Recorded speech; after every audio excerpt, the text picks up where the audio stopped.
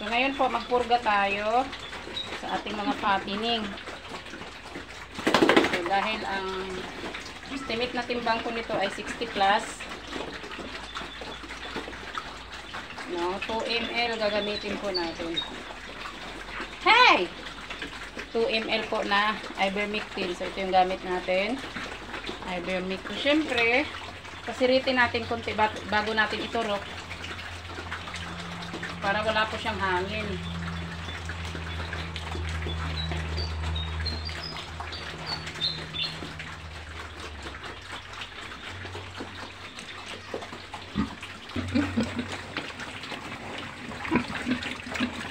So, huwag natin kalimutan yung marker. Pawis tayo. Ito tayo pick kabila. 11 yung tuturukan natin. Swabe. Nice one. 2. Hey! Ay! 11 yung ano natin, pupurga natin. Wala lang tayong taga-video kaya ang hirap. Ito. Mabait. Mabait. Kuha tayong marker.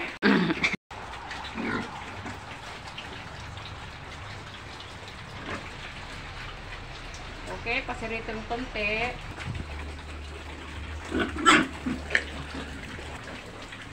See. Marker. Okay.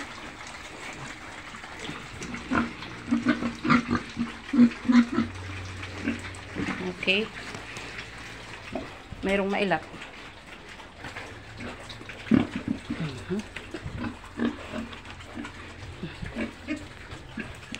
Tatlo pa pala, tatlo.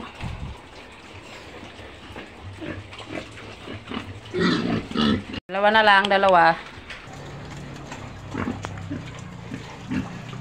Isa na lang, isa na lang. Last one. So, isa na lang po yung tuturukan natin ng pamurga. Medyo matapang pa naman to. Kulit ito eh.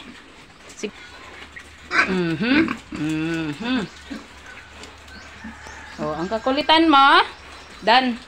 Ito, makulit to. Last na. Okay. Mission success. 11 piraso. Purga natin, no? Nakakapagod din. Nakakapagod din. Pero ganun talaga, wala tayong magagawa. Ito yung ginusto nating negosyo. Oh, labas na tayo. Labas na tayo. Diskarte nito mga kadiskarte. Pag magturok, kailangan lang pakainin para hindi makulit. Kasi alam mo naman, hindi tayo bihasa sa pagtuturok. Pero kailangan natin matuto. Kasi nga hindi tayo pwedeng aasa lang sa technician kasi busy yan sila. Dami yan nilang pupuntahan. Madami yan silang pupuntahang farm.